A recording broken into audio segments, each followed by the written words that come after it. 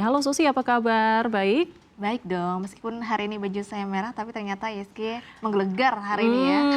Nah, ngomongin itu ya Susi ya, apa sih aja sih sebenarnya sentimen pasar keuangan kita hari ini? Apakah masih soal Trump gitu kan, atau juga pemangkasan suku bunga oleh BI?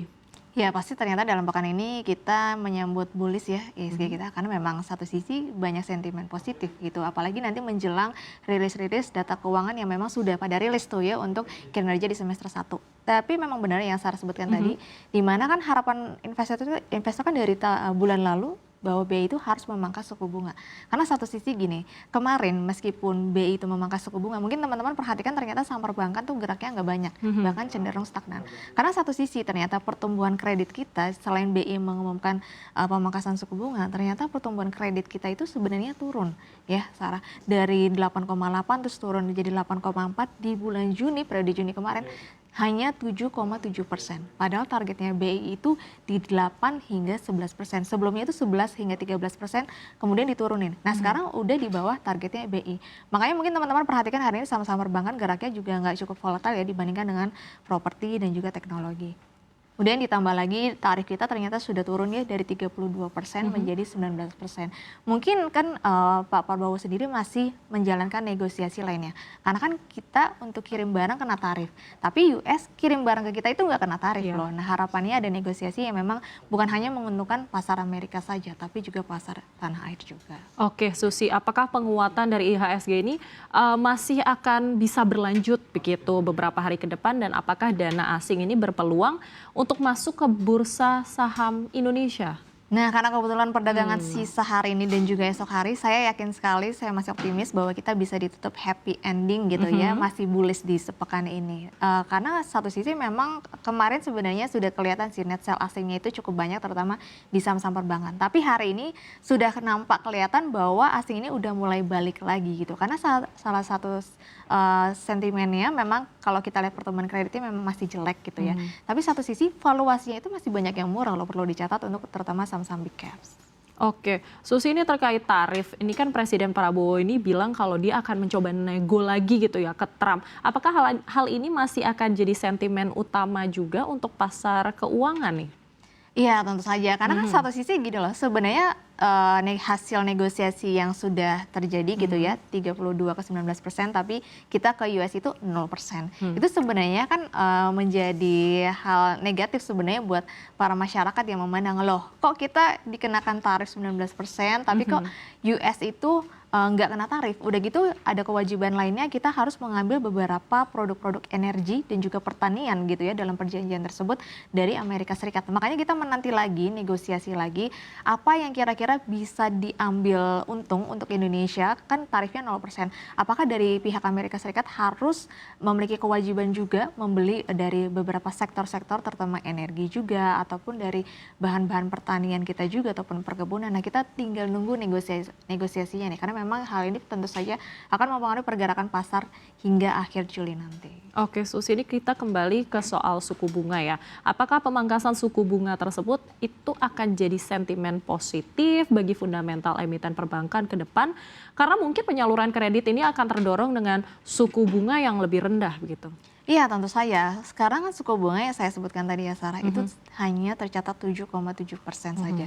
Itu sudah di bawah targetnya mereka. Target mereka itu kan di awal itu 11 hingga 13%. Diturunin 8 jadi 11%. Nah sekarang bulan Juni ternyata di bawah 8%. Harapannya dengan BI memangkas suku bunga, tentu saja kan biasanya tingkat suku bunga kredit seperti KPR gitu dan juga kredit lainnya harapannya bisa turun. Nah kalau turun nanti otomatis tingkat suku bunga kreditnya bisa turun sehingga meningkatkan pertumbuhan kreditnya lagi. Harapannya kan kemarin juga ada insentif kebijakan pemerintah yang ada 5 biji itu ya. Harapannya itu juga bisa menopang konsumsi agar masyarakat itu konsumsinya tinggi lagi, suku bunga makin rendah. Habis itu kreditnya ditingkatkan lagi agar kinerja saham-saham perbankan juga moncer lagi. Karena kalau teman-teman perhatikan saham-saham perbankan ya, terutama big caps itu periode Mei kemarin itu labanya rata-rata turun bahkan sampai belasan persen. Harapannya dengan BI memangkas suku bunga itu bisa merecovery ya untuk kinerja dari saham-saham perbankan. Nah, kalau dari Susi sendiri nih, apakah mungkin kita masih disarankan untuk investasi jangka menengah panjang di saham perbankan khususnya bank big cap gitu? Sebenarnya ini balik lagi ke profil resiko masing-masing ya. Jadi kalau memang teman-teman sukanya yang memang defensif gitu ya, tentu sektor perbankan masih menarik. Memang saat ini tingkat suku bunga sudah turun, tapi satu sisi pertumbuhan kreditnya masih lesu gitu ya. Tapi kan kita sudah tahu ada kebijakan-kebijakan pemerintah yang memang harusnya bisa mendorong konsumsi, otomatis kalau konsumsinya naik pasti tingkat kreditnya juga naik. Nah kemudian dari sisi valuasi itu masih murah loh Sarah. Jadi kayak Bank BRI, Mandiri, kemudian ada BNI, itu rata-rata PBV-nya itu masih di level 1. Bahkan BNI masih di bawah level 1 atau sekitar 0,6 hingga 0,7. Itu kan murah banget dibandingkan dengan saham-saham yang istilahnya second liner atau third liner gitu ya. Kemudian ditambah lagi kalau kita lihat secara dividen. Dividen kemarin itu aja sampai 10% untuk salah satu contohnya adalah Bank Mandiri.